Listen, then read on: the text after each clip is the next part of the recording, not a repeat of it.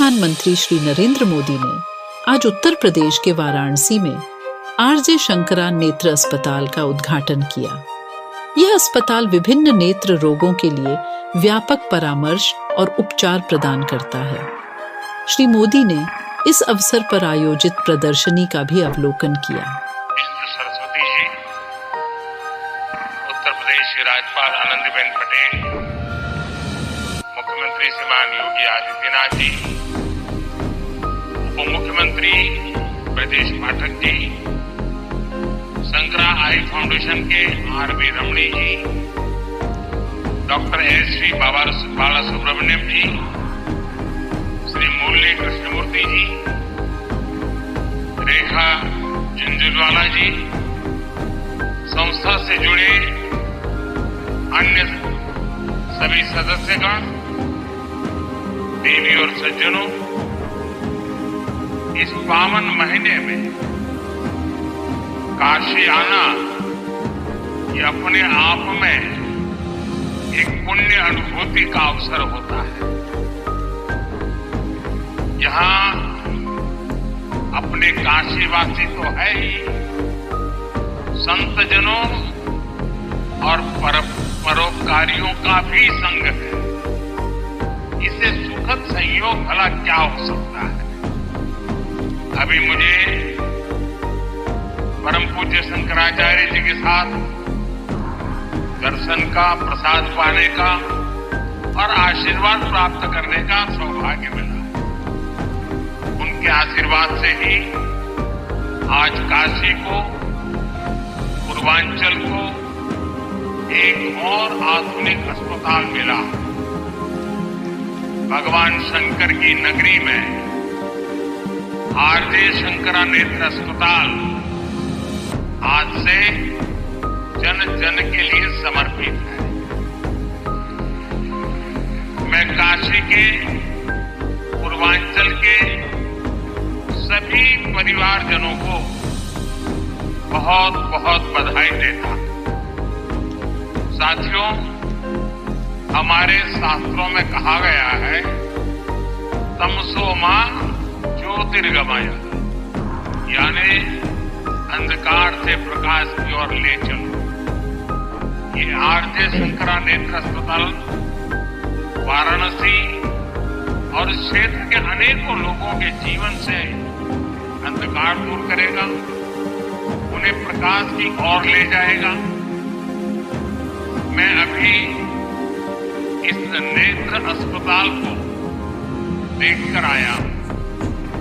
एक प्रकार से ये आध्यात्मिकता और आधुनिकता का संगम है।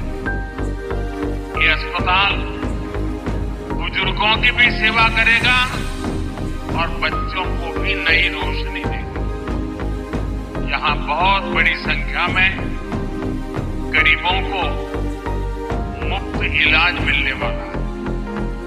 ये नेत्र अस्पताल यहाँ के युवाओं के लिए रोजगार के भी नए अवसर लेकर आया। यहाँ मेडिकल कॉलेजों के छात्र इंटर्नशिप कर पाएंगे, प्रैक्टिस कर पाएंगे। सपोर्ट स्टाफ के तौर पर भी यहाँ के अनेक लोगों को काम मिलेगा। साथियों, शंकरा आई फाउंडेशन के इस नेक काम से जुड़ने का इसके पहले भी मुझे अवसर मिला है। मैं जब गुजरात का मुख्यमंत्री था, तब वहां भी शंकरा नेत्र अस्पताल खुला था और आपके गुरुजी के सानिध्य में मुझे उस काम को अवसर मिला था और आज मुझे आपके सानिध्य में इस कार्य का अवसर मिला है। और मेरे लिए एक बहुत संतोष का विषय है। वैसे पूज्य स्वामी जी ने बताया भी, मेरा एक और सौभाग्य रहा है। श्री कांची कामकोटि पीठाधिपति जगत गुरु शंकराचार्य चंद्रशेखर सरस्वती महास्वामी लिंगम का मुझ पर बड़ा आशीर्वाद रहा। परमाचार्य जी को अनेक बार उनके चरणों में बैठने का मुझे सौभाग्य मिला था। परम पूज्य जगतगुरु शंकराचार्य श्री जयेंद्र सरस्वती स्वामीगल जी का मुझे बहुत स्नेह मिला। उनके मार्गदर्शन में मैंने अनेक कार्यों को पूरा किया और अब जगतगुरु शंकराचार्य श्री शंकर विजेंद्र सरस्वती जी का भी मुझे सानिध्य मिल रहा है। यानी एक प्रकार से 3 गुरु परंपराओं के साथ नाता जुड़ना, इससे बड़ा जीवन का सौभाग्य क्या हो सकता है। ये मेरे लिए व्यक्तिगत तौर पर बहुत बड़े संतोष का विषय है। आज जगतगुरु ने विशेष तौर पर इस कार्यक्रम के लिए मेरे संसदीय क्षेत्र में आने का समय निकाला। मैं यहां के जनप्रतिनिधि के रूप में आपका स्वागत करता हूं और आपका आभार भी प्रकट करता हूं।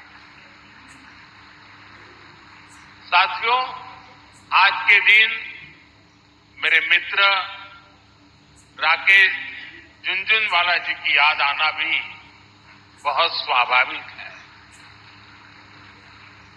व्यापार जगत में उनकी एक छवि से तो दुनिया परिचित है और दुनिया उनकी बहुत चर्चा भी करती है, लेकिन वे सेवा कार्यों से कैसे जुड़े थे वो आज यहां दिखाई देता है।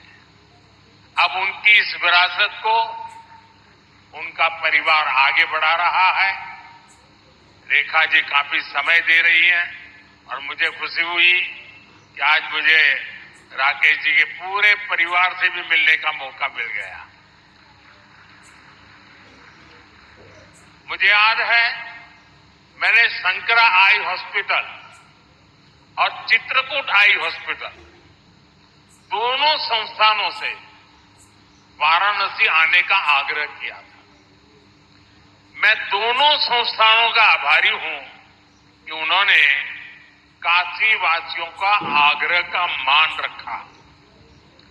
बीते समय में मेरे संसदीय क्षेत्र के हजारों लोगों का चित्रकूट आई हॉस्पिटल में इलाज किया गया है।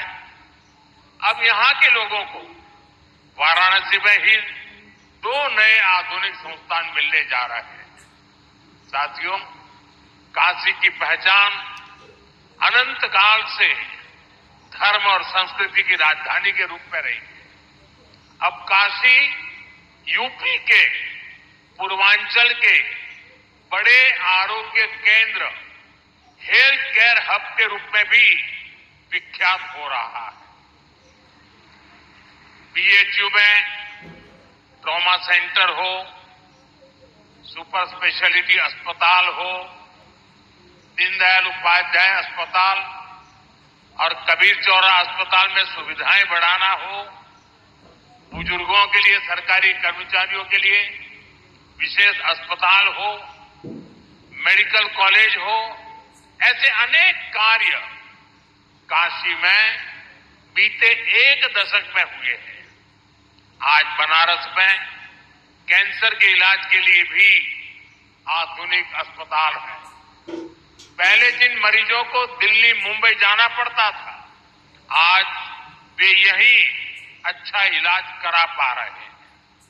आज बिहार, झारखंड, छत्तीसगढ़ और देश के अन्य हिस्सों से भी हजारों लोग यहां उपचार के लिए आते हैं। हमारी मोक्षदायिनी काशी अब नई ऊर्जा के साथ, नए संसाधनों के साथ नव जीवन दायिनी भी बन रही है। साथियों, पहले की सरकारों के समय वाराणसी समेत पूर्वांचल में स्वास्थ्य सुविधाओं को जमकर नजरअंदाज किया गया। हालात ये थी कि 10 साल पहले पूर्वांचल में दिमागी बुखार के इलाज के लिए ब्लॉक स्तर पर उपचार केंद्र तक नहीं थे। बच्चों की मृत्यु होती थी, मीडिया में हो हल्ला होता था, लेकिन पहले की सरकारें कुछ नहीं करती थी। मुझे संतोष है कि बीते दशक में काशी ही नहीं, पूर्वांचल के पूरे क्षेत्र में स्वास्थ्य सुविधाओं का अभूतपूर्व विस्तार हुआ है। आज पूर्वांचल में दिमागी बुखार का इलाज करने के लिए 100 से अधिक ऐसे केंद्र काम कर रहे हैं। 10 सालों में पूर्वांचल के प्राथमिक और सामुदायिक केंद्रों में 10,000 से अधिक नए बेड जोड़े गए हैं। 10 सालों में पूर्वांचल के गांवों में 5,500 से अधिक आयुष्मान आरोग्य मंदिर बनाए गए। 10 साल पहले पूर्वांचल के जिला अस्पतालों में डायलिसिस तक की सुविधा नहीं थी। आज 20 से अधिक डायलिसिस यूनिट्स का काम कर रही है, जहां मरीजों को यह सुविधा मुफ्त मिल रही है। साथियों, 21वीं सदी के नए भारत ने हेल्थ केयर के प्रति पुरानी सोच और अप्रोच को बदल दिया है। आज आरोग्य से जुड़ी भारत की रणनीति के 5 स्तंभ हैं। पहला, प्रिवेंटिव हेल्थ केयर, यानी बीमारी होने से पहले का बचाव। दूसरा, समय पर बीमारी की जांच।